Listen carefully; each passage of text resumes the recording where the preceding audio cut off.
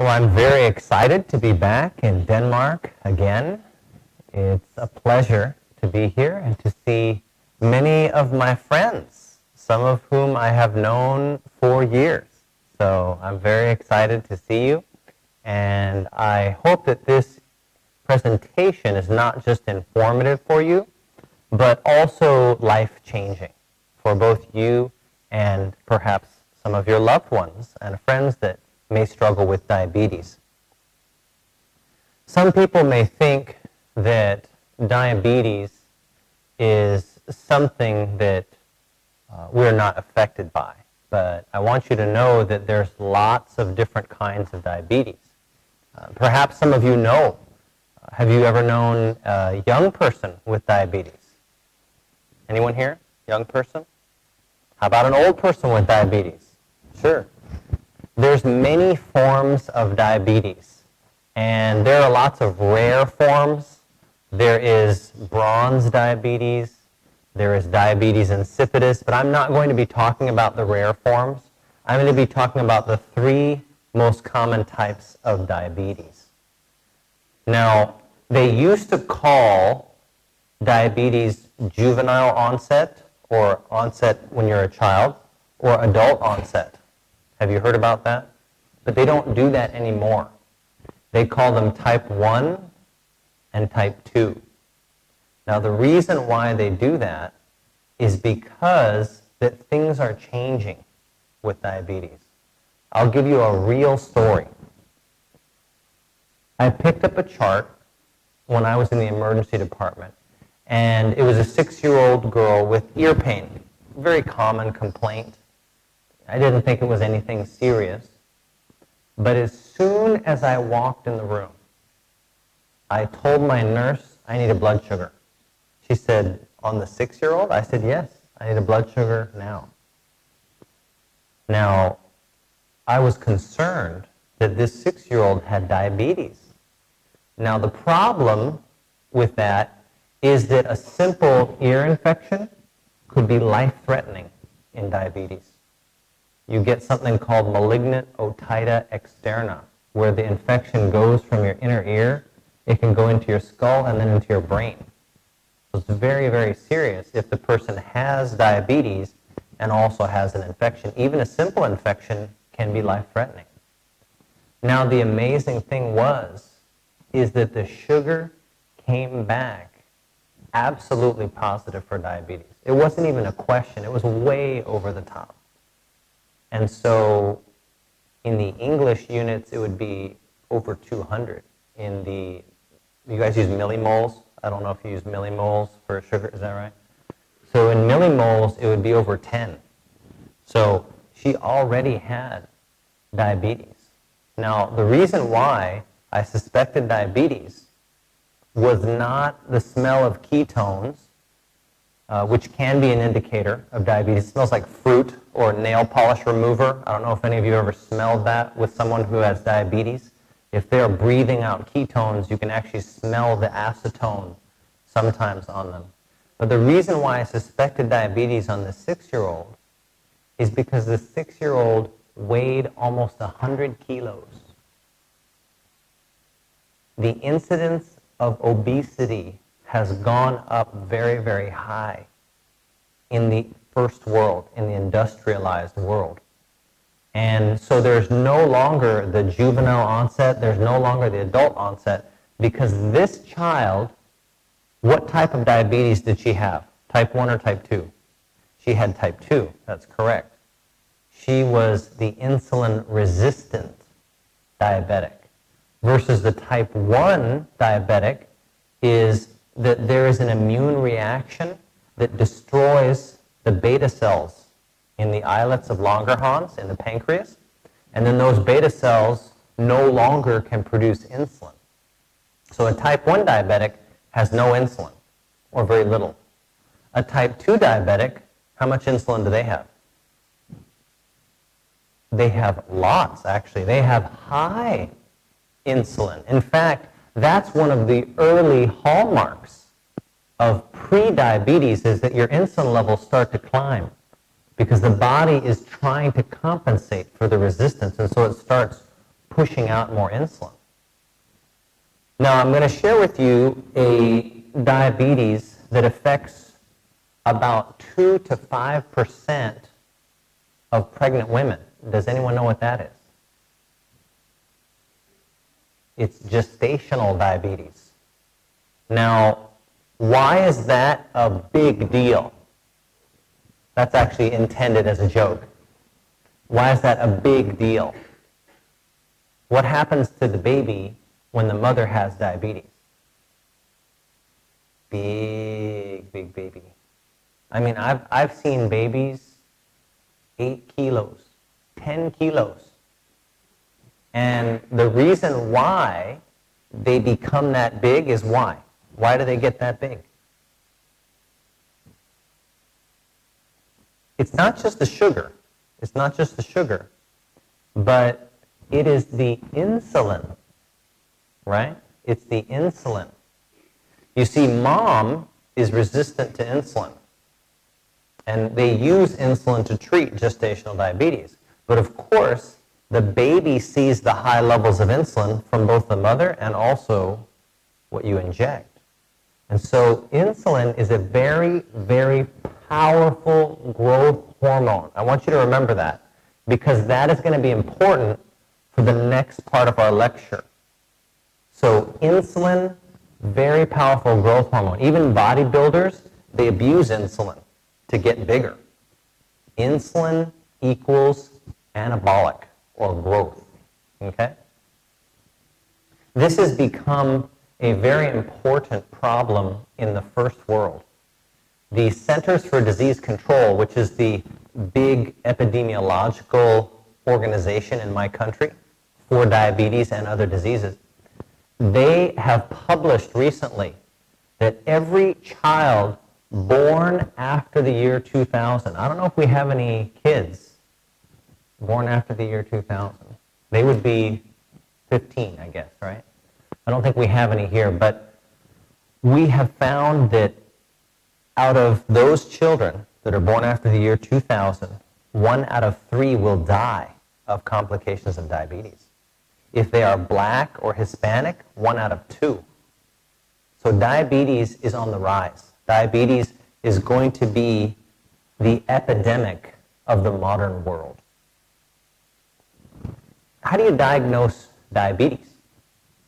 How does typically someone suspect diabetes? How do you think? Sure, sugar, right?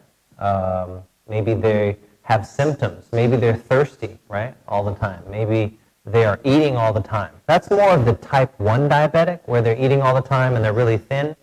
But there's other symptoms too. Some people have trouble with their vision, right? Some people have trouble with numbness, tingling, right? And the reason why people have those problems is directly related to the diabetes. I've talked to diabetics and they say, I can always tell when my sugar is off because I can't see. And the reason why is your lens in your eye is filled with fluid. And of course, remember, sugar is a draw for water, an osmotic draw. So if you have high sugar in your bloodstream, you're going to have high sugar everywhere, even in the lens in your eye. And what happens is the water is drawn to the sugar, and your lens swells, and it cannot be normally flexible for you to focus. And that is true of pretty much every complication of diabetes, that it is due to the mechanism of high sugar. In fact, do you know how I can tell if the patient has been cheating or not? Because sometimes when you go to the dentist, what do you do when you know your appointment's coming up, in a week or so? What do you start doing every day, like 3 times a day sometimes? What do you do? Flossing, right? Brushing your teeth, doing everything so that your teeth are perfect when you go to the dentist. And he doesn't have to say, you have 4 cavities, right? But people do that with their doctors too. When they have diabetes, they are very strict on their diet and they're jogging, 10 kilometers a day, and they do everything right for the week, right? But did you know I can tell if they've been cheating or not. In fact, I can tell what they've been doing in the last 3 months. Do you know how I do that? It's a blood test. Anyone know what it is? It's your hemoglobin A1C.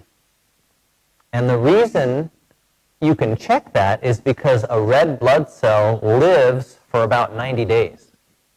And what happens is when you have high levels of blood sugar, they stick to the hemoglobin. They are what's called glycosylated hemoglobin. And the percent is what the value is reported as. And that's the same in your units as in mine. So basically, the lab will count all of the hemoglobin molecules, and it will give you a percent of how many have a glucose molecule stuck to it. And it doesn't come off. That's the problem. And so once it's stuck, it's stuck. And it's directly related to what your average blood sugar has been in the last 90 days. So you can't cheat. You can't fool me. You can't fool the doctor, right? And normally you want it less than 5%, right? You want it a lot lower than a lot of people would like to say. Normal values, they used to say like around 6, 7, and in my units it's under 100. But recently they have discovered that the level of traditional diabetes, which is 126 on a fasting blood sugar, in yours I think it's 6.2. I can't exactly remember what it is in millimoles, but they used to use that as the cutoff, but they don't use that anymore. They start to flag a lot lower. They'll flag it as high, even at like 100. And the reason for that is that they've discovered that these individuals have pre-diabetes. And these individuals with these mildly high blood sugars are damaging their vision, damaging their kidneys. They're actually having complications of diabetes even at these lower levels. In fact, even if it's normal high, like 90 or 95, they have proven that if your fasting sugar is anywhere from 95 to 100 or 90 to 95, you have 1 or 2 of the genes for diabetes. So they can actually predict who is more predisposed to diabetes now, depending on what your fasting sugar is. Now, that's not always the case, because diabetes isn't always genetic, although there is a genetic component. Now, the reason why I mention this is because many people with diabetes have no symptoms. Some people don't have the urination or vision problems or anything like that. Sometimes the first symptom is that they come to their doctor and their creatinine is 3, which is a kidney function test, or they might be in kidney failure already. In fact, one study showed that 90% of diabetics had hidden kidney disease. And the problem is that people think, well, what you don't know can't hurt you. But what you don't know can kill you, actually. It's very important to understand that you may not have symptoms. You can have a loss of up to 90% of your kidney or liver function with no symptoms. Did you know that? It's amazing. The good Lord has designed our body to compensate, and then you just can't compensate anymore. So it's very important that you're aware that it may not necessarily be the symptoms that triggers your suspicion for diabetes. Anyone know what the number 1 cause of death for diabetics is? Anyone know? Number 1 cause of death. Take a guess. I'll give you a hint. It's the number 1 cause of death overall now, in the entire world. Yes, heart attack. In fact, about 20 years ago, the number 1 cause of death worldwide was not heart disease. It was things like the third world would contribute a lot of it, like malnutrition, tuberculosis, malaria, things like that. But it's no longer that anymore. The most recent data, if you look up the Journal of Global Mortality and Morbidity, it's in the Lancet. I don't know if you've heard of the Lancet, but you can actually look up by country. You can look up your country. You can look up anyone's country pretty much, male, female, young person, old person. And the number 1 cause overall now is heart disease. And for diabetics, you are 10 times more likely to die of a heart attack if you have diabetes. That is a huge risk. To give you an idea on how big of a risk that is, if people smoke, they tend to get what? Lung cancer, right? But the risk for smoking and lung cancer is only 7 times. Because there are other things that cause lung cancer, right? Asbestos, things like that, right? But with heart disease, it's 10 times. So it's a greater risk for heart attack than even smoking is for lung cancer. But death is actually not the biggest concern. It's really disability for diabetes. What is some of the complications of diabetes? It's the number one cause of a lot of things. Someone just throw something out. What do you think it's the number one cause of? What? Yes, neuropathy. Absolutely. It certainly is a cause of neuropathy, but there are many other things that cause neuropathy. There's alcohol, there's B12 deficiency, there's lots of other things. Any other complications? Number one. Yes, it's actually the number one cause of blindness in the first world. However, there is some discrepancy on that because some people argue that it's macular degeneration is the number one cause. But I agree with you. I think it's actually diabetic retinopathy.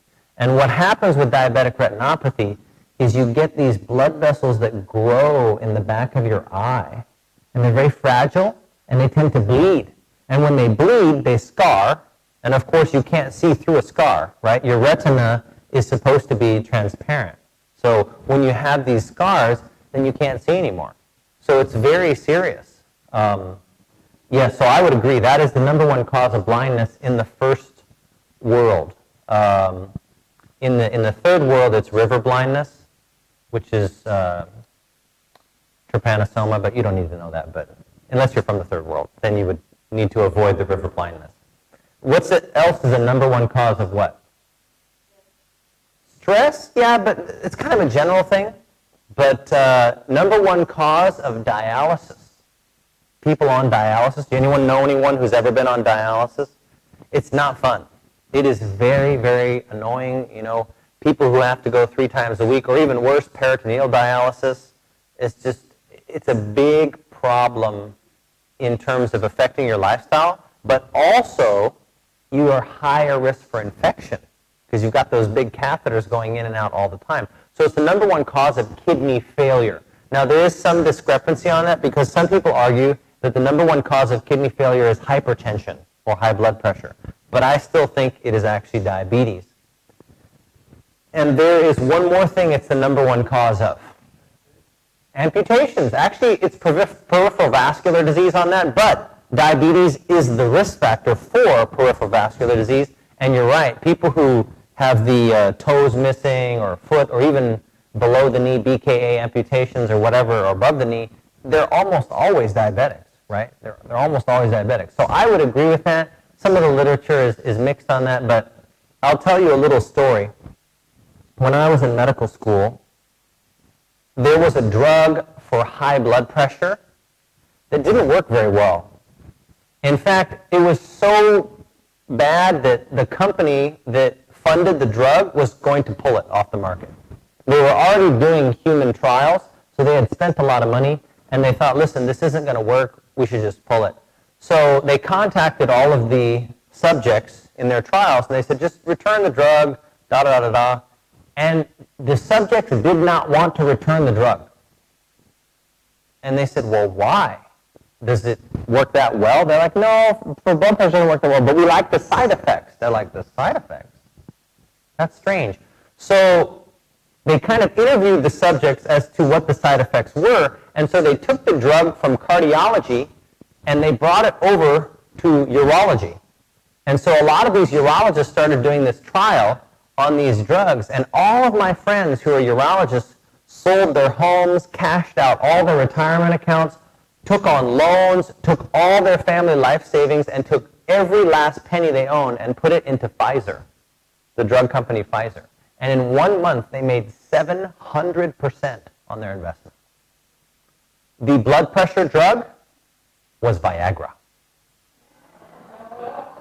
And that is the number one cause of erectile dysfunction, which is diabetes. Many of these subjects had diabetes, and so they had not had an erection for decades. And then suddenly, wow, things woke up. And so it's not death, right? But does that affect the quality of life? Yes, it affects the quality of life. It's important, right? And diabetes is the number one cause of erectile dysfunction. So that's not good, right? Sometimes people say, well, I'm not diabetic. But did you know that you can cause diabetes even in a normal person, temporarily? For a short period of time, you can cause diabetes.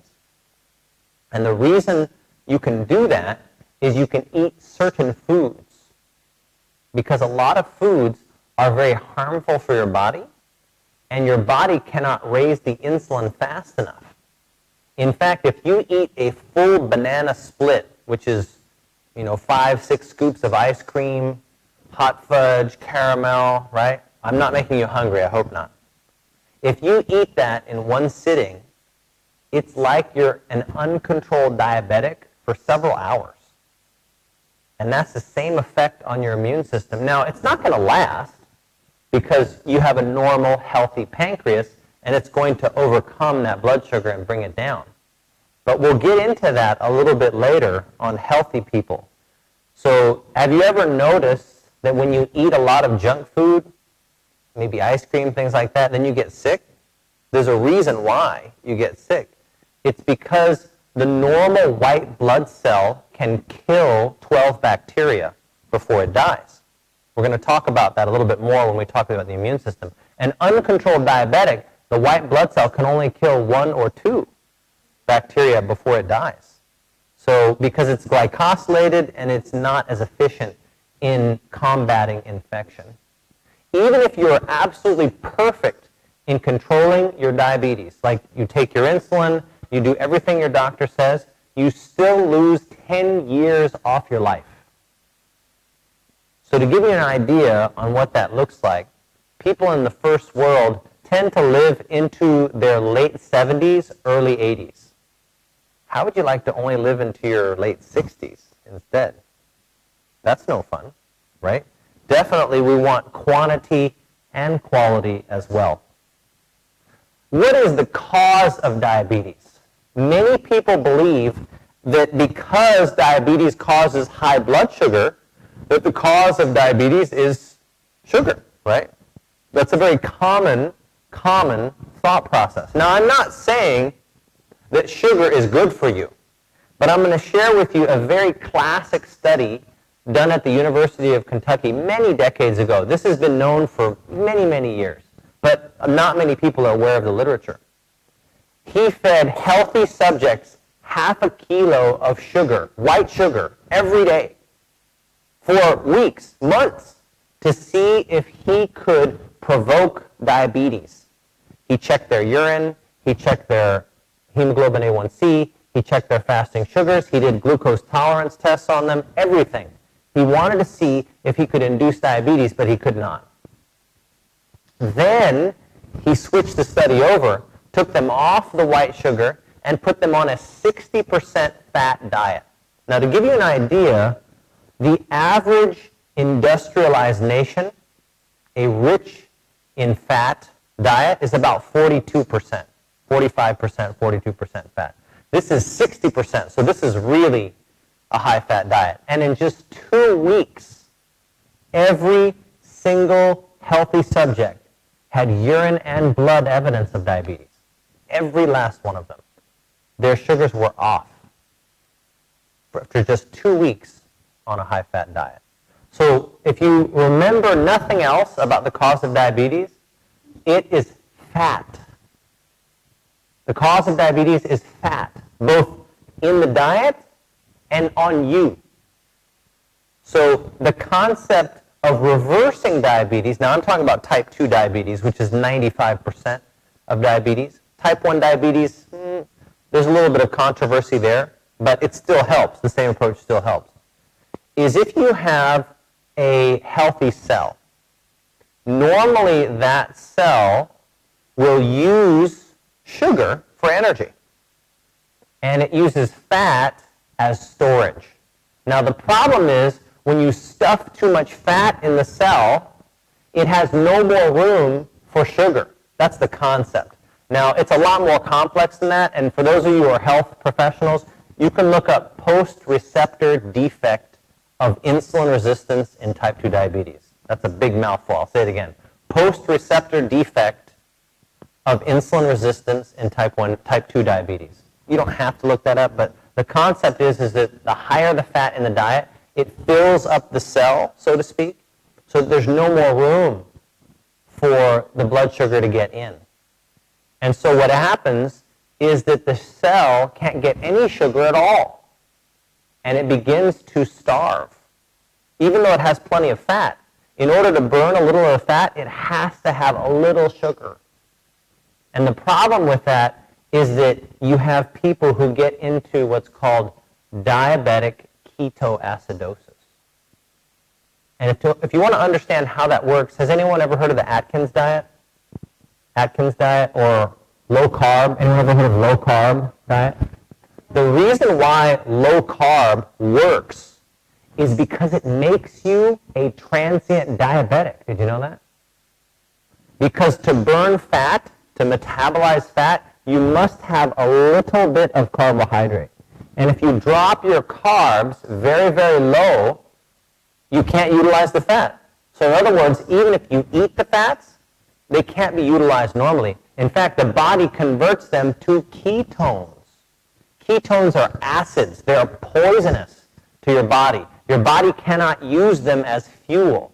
It has to dump them in the kidneys. That's why if you have someone who's on a very low-carb diet and they dip their urine, it will be purple on the dipstick because they are pouring out ketones. In fact, you might even smell some of the ketones on them if they're super low-carb. Now, that's the problem with diabetics as well. When they get out of control, they can't utilize their carbs. They convert all their fats to ketones. And that's the reason why the Atkins diet works. Because if you totally block out fat, you're going to lose weight.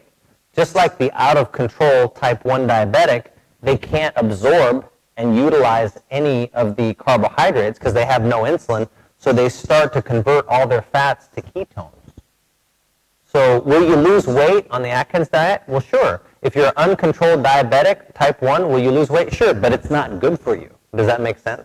It's very hard on your kidneys. It's very hard on your metabolism. So remember, fat is the cause of diabetes. And if you want to prove it to yourself, I will give you a challenge, and I will also give you some proof from the literature. I do this to people. If you want to take a 3-day challenge and prove it to yourself that fat is the cause of diabetes and not carbohydrates, take our apples in season here. You guys have a lot of apples in Denmark? So take 3 days and just drink water and eat apples. Pure carbs, 100% carbs. I've had diabetic people tell me, oh, you'll kill me. I said, I promise you, I will guarantee it as a physician that it will not hurt you. It will actually reverse your diabetes if you're type 2, diabetes. Obviously, check your sugars.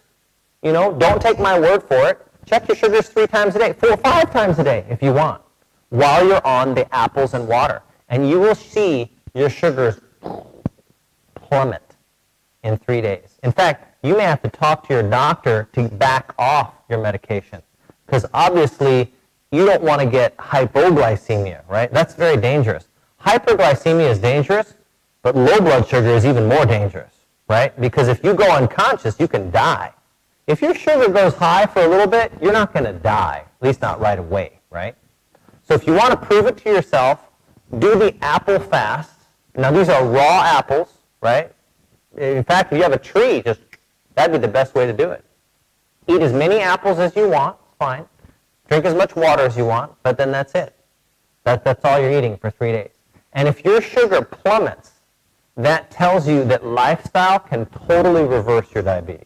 It's also good for other things too, like high blood pressure, but we'll learn about that in a later lecture. What do people use to treat diabetes commonly? What do we as physicians use to treat it? Insulin, right? I mean, pretty straightforward. If the person has insulin resistance, then increase the insulin and force the sugar into the cell, right? Seems to make sense, right? However, there's a problem with that. Because remember, the cell is already full of fat. So now you're going to force more into the cell? Think about this for a minute. Let's say I have a patient, and I'm putting them on insulin for the first time.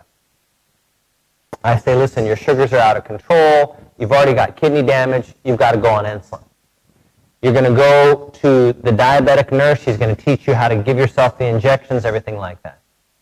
That patient will most likely come back in a month, and they will get on the scale, and the scale will say that they gained 2 kilos.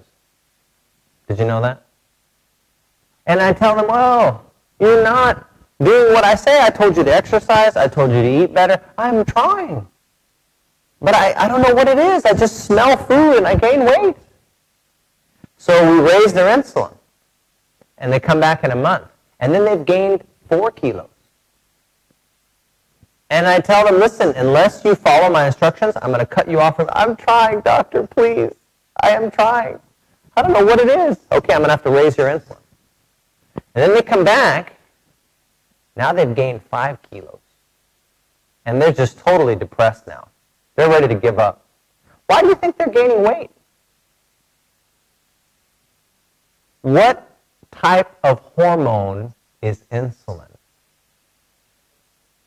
Oh, no. What type is it?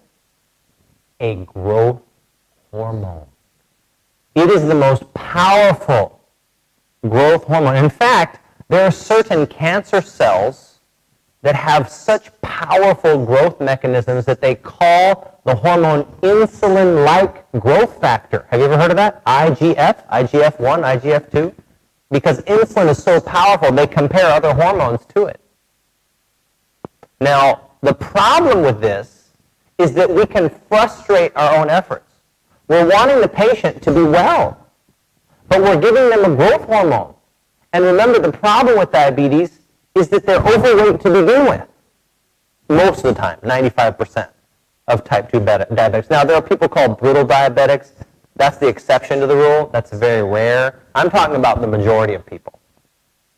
So we as physicians can actually work against our own efforts for cure by using insulin. Now, I'm not saying you shouldn't use insulin, because as an ER doc, when I have a person who comes in a diabetic coma, what do you think I give them? Fluids and insulin, because they are in crisis, right? I have to bring their blood sugar down. I have to bring their ketones down. I have to manage their acid-base balance. Their electrolytes are way off all the time. They're very dehydrated many times. I even put them on an insulin drip, like straight in the vein. But that is not the cure, right? Does that make sense? Have you ever had someone say, well, my doctor put me on insulin and now my diabetes is cured? No one ever says that. It's like me saying, I got some glasses and now I'm no longer nearsighted. Is that true? Well, I'm no longer nearsighted as long as I'm on the glasses, right? Or they're on me, I guess, right? But as soon as I take them off, right, the blurry vision is back. And ultimately, you want to overcome diabetes, not just manage diabetes. Does that make sense? You don't want to be dependent on insulin or any drug for the rest of your life. There may be some people who have to do that, like especially the type 1 diabetics. They may have to stay on insulin because they don't produce it. Does that make sense? The type 2 diabetics have plenty of insulin, but we have to overcome the resistance. If the cell is full, how might you get the cell to lose weight? Exercise, right? Use your own natural mechanism of reversing diabetes. That works very, very well. In fact, we're going to talk about that a little later. But before we do that, here's another drug for diabetes. Has anyone ever heard of sulfonylureas? Glipizide, glyburide, metformin. Have you heard those? Sure. So the sulfonylureas are very common drugs. In my country, they're called glipizide, glyburide. And what they do is they stimulate the pancreas to produce more insulin. It sounds good at first, right?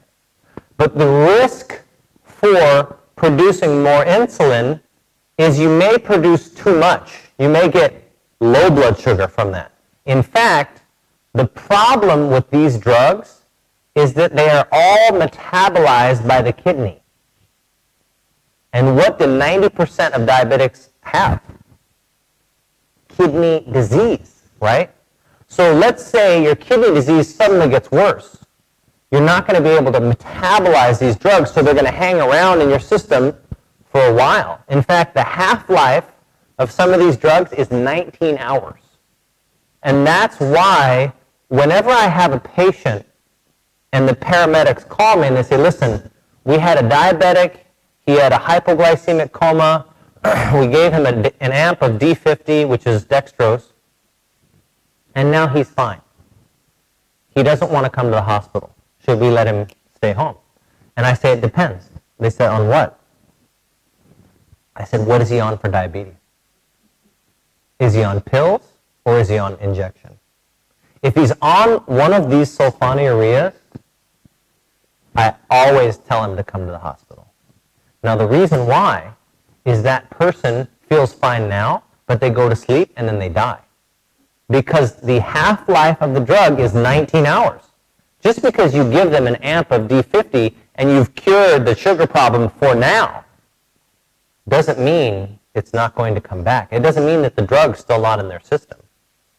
When you give someone an amp of D50, all that is 200 calories. That's just like a cookie. That's it. You have to have the person eat a full meal. That's why whenever I have someone with low blood sugar, we not only reverse it, but I have them eat a full meal with carbohydrates, proteins, fats, so they get a long amount of sugar to cover whatever it is that gave them the low blood sugar. And sometimes you have to admit them and put them on a sugar drip if they have a real problem with it. Now, interestingly enough, these oral medications, these sulfonylureas, on every one of them, they have what's called a black box warning in the drug insert. Have you ever seen the drug inserts? Like when you go and get your prescription, you get the box with the drug, and then there's a little insert. Now, the insert is about this big, but when you unfold it, you can put it on the wall. It's like huge. And if you ever have trouble sleeping, then just start reading it. Right? It's so boring, right? But if you look on those inserts, every one of the sulfonylureas has a black box warning. Does anyone know what the black box says? Black box means death, by the way. Black box means serious warning, meaning be very careful in using this medication, weigh the risks and benefits, and if it's a black box, you better really be careful.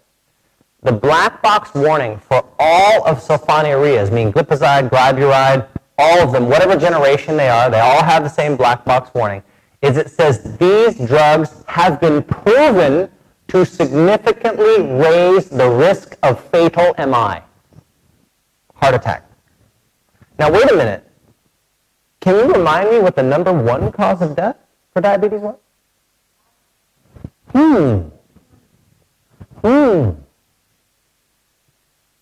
So we're giving them a drug that raises their risk of heart attack? True? Absolutely true. Now, I'm not saying that you shouldn't use sulfonylureas like glipizide, glyburide, etc. I'm just saying you have to know what the risks are.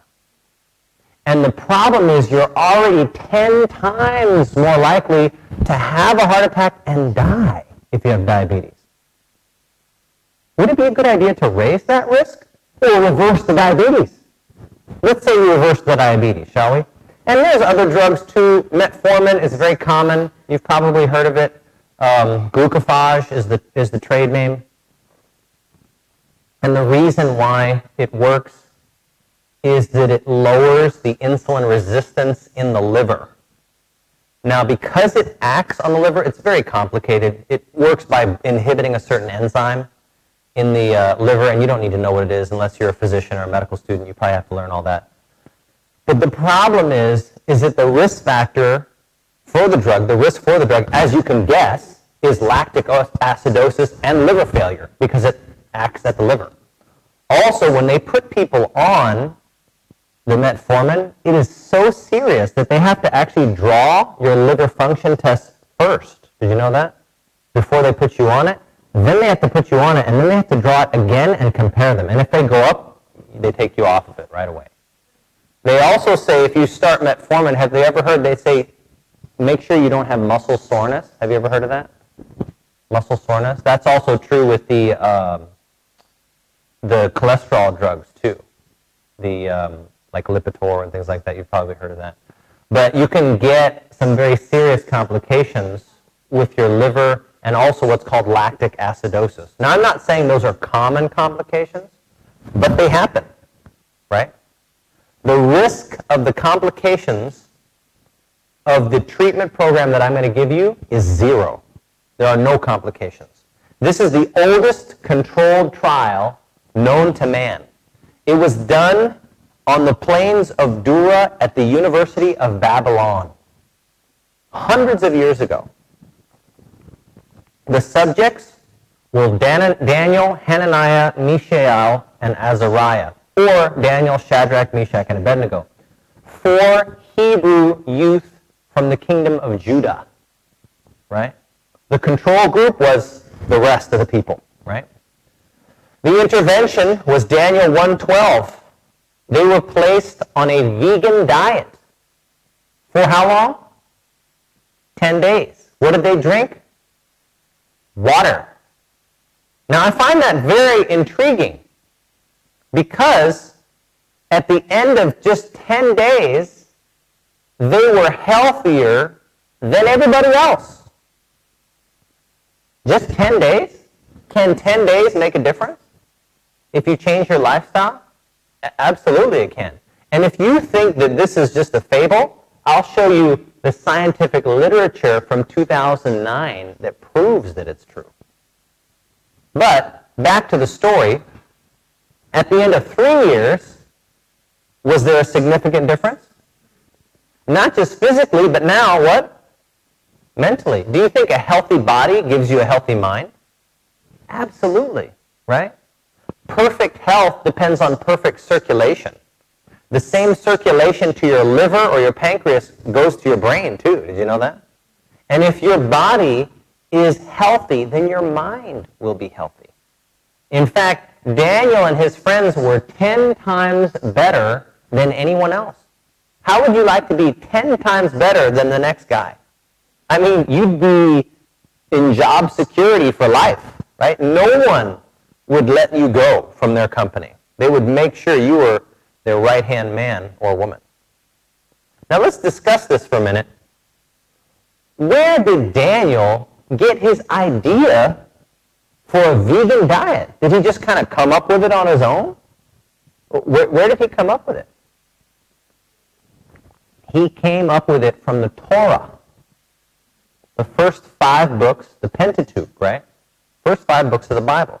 Genesis chapter 1, verse 29, gives the original diet for mankind, which was fruits, nuts, beans, and grains. And then after sin came, what was added? Vegetables, right? After sin was added, vegetables. Interestingly enough, there was something else added because of sin. Not just vegetables, but does someone know what else came? Vigorous exercise. We're going to talk about that later from the medical literature. And it's no coincidence. Now, what religion was Daniel? Someone tell me. What religion was he? He was Jewish, right? He was Jewish, Even though he was in Babylon, he was not Babylonian, right?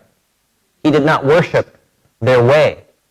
Do you realize that Daniel, when he saw the food, he said, you know what? I have to have kosher, or I have to have halal. Could he not have said that? Could he not have said that? Sure he could have. He could have said, well, I want the clean meats, right? No pork, right? I want, I can drink juice and milk and things like that. Why didn't he do that? Have you thought about that? Could he not have done that? Of course he could have. Daniel could have done the minimum requirement of his religion. Could he not? But you know what? He didn't want to do the minimum. Because he knew he only had 10 days. And he had to create a very big contrast. Daniel chose to follow the original design. And let me tell you, that choice is yours. You can choose to do the minimum. And you can say, well, I eat pretty healthy, right? Or you can choose the original design. You can choose what's good, or you can choose what's optimal, right? It's very intriguing because we'll talk about this when we get to heart disease. A lot of people look at things like high cholesterol. High cholesterol, I think it's the same units. I think it's also millimoles. In my country, high cholesterol is 200 or above. That's considered high. But did you know the average cholesterol is 190? So if you want to die the average death, then have the average cholesterol. Does that make sense? But obviously, you don't want to die of a heart attack, right? Because in my country, as well as in yours, the number one cause of death is cardiovascular disease, is heart disease. So if you want to die the common way, then have the common cholesterol, right? But interestingly enough, when you look at heart disease, the Framingham studies, which are the foundational studies of heart disease, they found in decades after decades after decades that nobody with a cholesterol of under 140 ever had a heart attack. So would you want to use 200 or would you want to use 140? I think you'd want to use 140, wouldn't you? Because you don't want average or even above average, right? Have you ever had a child come home and say, Mommy, I got a C+, I'm above average? She would say, you're a retard, right? Don't bring home C's, right? Well, maybe some mothers wouldn't say that. It wouldn't be that harsh. But I can tell you my parents would not have been happy with C+. No one should shoot for average. No one should even shoot for above average. You should shoot for excellence, right? You should shoot for optimal. And Daniel did the same. You know, Jesus asks a very interesting question in John chapter 5, verse 6. There's a guy in front of him who hasn't walked in many, many years, like 38 years. And did you know that Jesus' first question to him is he looks over and he bends down over and he says, do you want to get well? Doesn't that seem like a funny question? The guy's like, no, I'm just sitting here for getting a suntan. Yes, of course I want to get well. I'm here by the pool, right? I want to jump in the pool and be healed. But Jesus asks that question of all of you. Do you want to get well? Now the question involves more than just yes or no.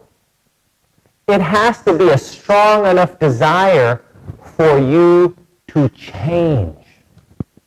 And I will give you a real-world situation that happened to my chef. My grandmother has lived with me for 10 years in my home. I've taken care of her, and she had a stroke 3 years ago, so she's needed a lot of care. So we had a chef, and he would come in and cook all her meals. Now the problem was that he was diabetic. He was on almost 100 units of insulin every day. And when he would check his blood sugar 3 times a day, he would have to cover with what's called a sliding scale. He had a little chart that says, if your sugar is this, then you inject this much insulin. If it's this, more, more, more. If it's this, you call the doctor. And I remember him one day, he had just finished checking his sugar, and he was about to inject his insulin. I said, don't give yourself your insulin. He's like, oh, I have to. My sugar's high. I said, I'm not saying stop the insulin, but just wait. He's like, how long? I said, just wait. I'm going to watch Grandma for 1 hour. I want you to take a liter of water. This is not a liter, by the way. This is only half a liter, so don't cheat. A liter of water, and go take a walk for an hour. A brisk walk. Walk as fast as you can, and drink that entire liter during the hour. And then I want you to come back and check your sugar and do whatever you need to do at that point. What do you think he did when he got back? What do you think his sugar was? It was normal. But his sugar came back up. He was doing that, he said, like 3 times a day. He was walking like 10 kilometers a day and drinking like 3-4 liters of water a day. Now, what I did to him was not some secret experiment. What do you think the water did for him? It dumped all the sugar, right? Because you dump the sugar in the kidneys. The extra blood sugar, he was dumping because he was hydrating. What do you think the exercise did for him? It burned the fat in the cells. So now the cell is not over full, it's not stuffed, so the cell gets hungry now. So it becomes less insulin resistant, right? You can drive now the carbohydrates through the insulin into the cell. In 3 months, he was off all his insulin. 3 months. And all I told him to do was drink water and walk. I didn't even change his diet. It was pretty funny. Now, the problem was with his diet is that since we're vegan, he was eating vegan by default. You know what happened when he got another job? He got another job as a chef. But this job was not a vegan job.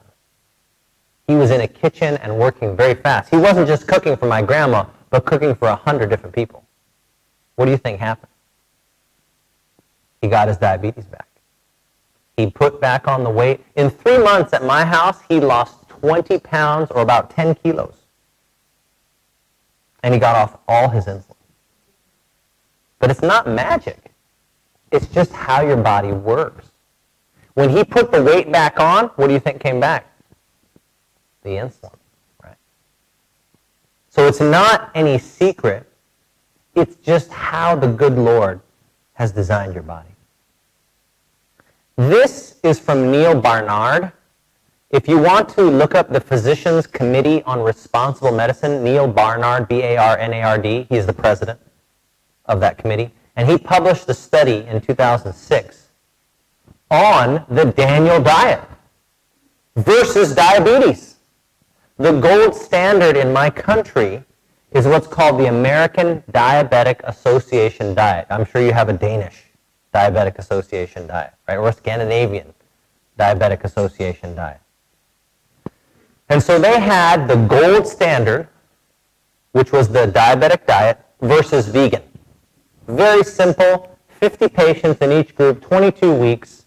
What I liked most about the study is they did not give them the food. They had to cook it themselves. And that's important because you want to see how a program will work in the real world. Not just when they come over to your house and they live in a house that's vegan for 3 months, right? They got to do it in their own house. That is the proof. What's very interesting is that even though we had 22 weeks on the ideal, quote-unquote, diet versus vegan, did you know that the vegan group did almost twice as well? Almost half of them cut their medications, whereas a quarter of the gold standard, or the American diabetic diet, reduced medication. The vegan group lost 6 kilos. The regular group lost about 2.5. The most important thing that excited me is the LDL cholesterol. And what kind of cholesterol is that? Is that the good cholesterol or the bad cholesterol? That's the really bad cholesterol. What's the good cholesterol? HDL. That's right. So the LDL cholesterol dropped by over 20% in the vegan group. Now, to give you an idea, we're going to talk about this when we go to heart disease, but to give you an idea on how huge that is, if you drop your LDL by over 20%, you have dropped your risk of heart attack by over half. Just in that number alone, not even talking about HDL, not even talking about fat, not even talking about triglycerides, just the LDL by itself cuts your risk in half. And for a diabetic, that's their life. Dropping that risk of heart attack means that they're going to live. The neat thing is that if you're in the vegan group, you got unlimited carbs, unlimited calories, and unlimited portion sizes. Whereas in the diabetic diet, you had to count carbs, you had to count calories, and you had to learn what a portion size was. With the vegan diet, the instruction was eat vegan. Here's a healthy, balanced vegan diet, eat. And that was it. And the funny thing is the vegan group actually increased their carbs by 200 calories a day. That's 50 grams of extra carbs a day. But how is it that they did better than the other group? It's because the carbs they were eating were not refined carbohydrates. Does that make sense? They were whole plant foods. Fresh fruit will not hurt a diabetic. I'll say it again. Fresh fruit will not hurt a diabetic. If you doubt me, do the apple fast and let me know how it goes. In fact, while I'm here, anyone who's diabetic, try the apple fast. Drink lots of water, 3 liters of water a day, and just eat apples, and check your sugar as many times as you want. Check it till your fingers are sore. But don't get an infection, obviously. Don't go crazy. But you can check it 5 times a day if you want, and see if it's true. See if it's true. I want to make an appeal to all of us. If you think about the most wicked cities ever in the world, right? We think about Sodom and Gomorrah, or maybe Las Vegas in my country, right? We think about Sin City. Have you heard of that? But do you know what Sodom and Gomorrah's problems were? A lot of people assume it's just the sexual issue. But that's actually not the only thing that the Bible talks about. Do you know what Sodom and Gomorrah's big problem was? Yes, it was. That's right. Who said gluttony? Yes, that's right. It was fullness of bread and idleness. What does idleness mean? You're a board certified couch potato, right? You don't do any exercise, right? You don't do any work. You do nothing, right? And I want you to know that it's not just about Sodom and Gomorrah, but it is about the cells in your body. When they get too much of even a good thing, like nutrition. Are fats bad? Not necessarily, right? We're going to learn about that a little later. But is too much bad? Yes. Is it good to take a rest? Sure it is. But not all the time. Right? You don't want to rest in peace. Right? That's too much rest. Right? It says R.I.P. on the tombstone. That means rest in peace. You don't want to rest that much. Right? But did you know that the last church in the Bible, you know what the name of it is? Laodicea. You know what Laodicea's problem is? It says, I am rich and increased, right? With goods and need nothing. Yeah, there you go. Sounds kind of like Sodom and Gomorrah again, doesn't it? Does anyone know that the Dead Sea, do you know why it's called the Dead Sea? You know how many species of fish? You know how many species of fish are in the Dead Sea? None. Wait a minute. But how much, like, plant life and aquatic life and amphibian life, how much, isn't there a bunch of species? Now, but why is it dead? Have you ever thought about that? Yes, it is the salt, but did you know why it has a high increased salt concentration? It accepts, but what? Doesn't give out. It receives, but it does not give.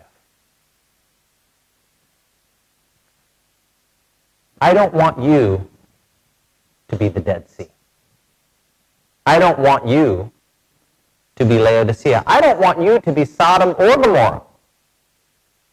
But the only way that's going to happen is if you understand that the concept not only of our bodies, but of life in general, is to give, is to live. The Bible tells us, give and it shall be given unto you, right? One of my favorite statements about salvation is written in a book called Steps to Christ. And this was given to the soldiers in World War II as they were facing the battle of their lives. It says, those who devote themselves to unselfish effort for who? The good of others are most surely working out their own salvation. You see, the good Lord has designed us not to receive only, but to give, to be active, to not only take in calories, but to burn calories. And when you understand the key to reversing diabetes, you will understand the secret of a happy life. Thank you very much.